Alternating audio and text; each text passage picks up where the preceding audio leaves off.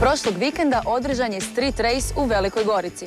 Najpopularnije automobilsko natjecanje u Hrvatskoj ponovo je privuklo velik broj natjecatelja i gledatelja.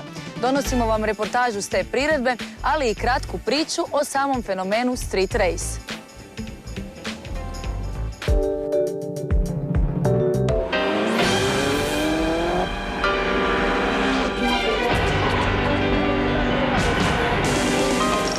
Stotine natjecatelja, više od 30.000 posjetitelja, atraktivne hostese, 402 metra aerodromske piste te pregršt čistog adrenalina samo je dio atmosfere Street Race priredbe održane proteklog vikenda u Velikoj Gorici. Pista ZTZ-a udomila je sve one kojima brzi i lijepi automobili predstavljaju nezaobilazan dio svakodnevnog života. Najposjećenije automobilsko natjecanje u Hrvatskoj ove godine po mišljenju mnogih bilo najspektakularnije od svih dosad održanih. Fascinacija Hrvata utrkama ubrzanja i prerađenim automobilima jednostavno je nevjerojatna. Broj ljudi koji posljednjih godina posjećuju ovakva natjecanja veći je na ukupan broj posjetitelja na svim ostalim vidovima autoutrka zajedno.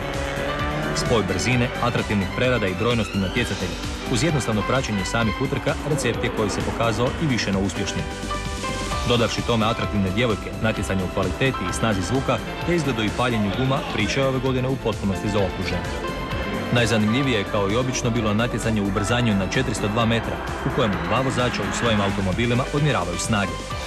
Iako je poanta priče ovakvih natjecanja što brže prijeći tu razdaljinu, u posljednjih se nekoliko godina, zahvaljujući novim pravilima, vozači natječu po klasama ograničenim vremenima.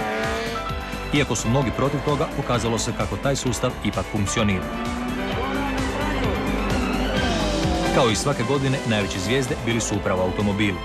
Ova priredba okupila je zaista šaroliko društvo. Od skupih modela kao što su BMW 530 XD ili Porsche 911, pa sve do golfova prve generacije, kadeta i nezaobilaznih zastava. Jedna od glavnih zvijezda ovogodišnjeg natjecanja bio je i popularni Fićo. Vjerojatno najsnažniju zastavu svih vremena pokreće nevjerojatnih 350 konjskih snaga. Što se tiče prerada na motoru, znači bila je veća turbina, veći injektori za benzin. Elektronika je već poznata iz prošlogodišnjeg vicnog auta, znači on je imao to u svom golfu, na valjcima je to mjereno 356 konja i 360 Nm. S tim da je moja turbina malo veća nego njegova, znači nisam bio na valjcima, zato ne bih htio reći baš koliko mi točno auto ima konja, ali preko 300 sigurno ima, kad je pritisak 1.6 bar. Bilo je tu i nekoliko znatno mlađih i temeljitije dorađenih automobila, čak i nekih namijenjenih drugim vidovima autosporta. Ovo je auto složen za drift, ali zanima me koliko je brz na ravno, pošto se nikad nisam natjecao na 402 metra, zanimalo me dobra ekipa, dobro druženje, to je više manje, svi zaljubljenici u auto su ovdje danas i to je jedno lijepo druženje. A bolje mi biti tu sa dečkima i voziti nego na tribinama. Ovogodišnji Street Race samo je potvrdio dobro poznatu činjenicu kako su Hrvati jednostavno zaluđeni automobilima.